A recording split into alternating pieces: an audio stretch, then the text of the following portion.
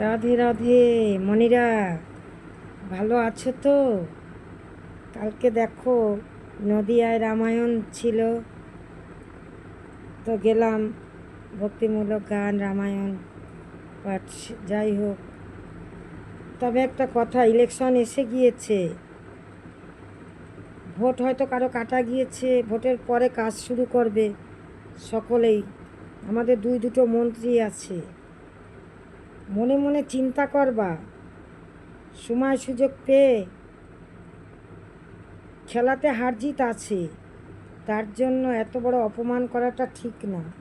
আমার বলা অবশ্য ভুল হতে পারে, ক্ষমা করে দিও নিজের মা বোন মনে করে।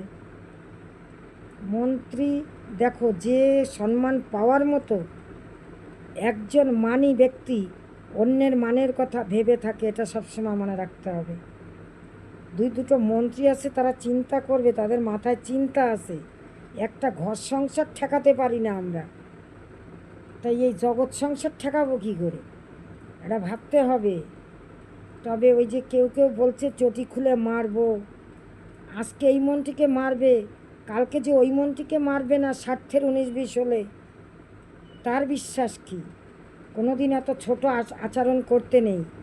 তোমার ভিতরে যদি কিছু থেকে থাকে বিদ্যা, সে প্রকাশেই পাবে।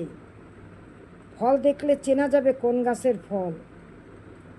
মাতা পিতা তখন বিচার হবে গাছটা সত্যি ভালো, তাই ফল ধারণ করেছে ভালো। বুঝলে? এটা মনে রাখবে। মাতা পিতা গুরুজন, একটা শাস্ত্র বলে, মাতা পিতা যদি বেশ্যায় করে গমন, তবু মাতা পিতা আমার পতিত পাবন। কোনো দিন এত ছোট করে বড়দের বলতে নেই। কি দরকার? বয়সের কোনো তুলনা না, ছোট বড়, কিন্তু একটা সম্মানের ব্যাপার আছে না। মানে জয় রাধে জয় রাধে। গণ্ডগোল পাকিও না, পারলে আগুন লাগলে থামিয়ে দিও। এটাই মানুষের দুর্লভ ধর্ম এটা। জয় রাধে জয় রাধে।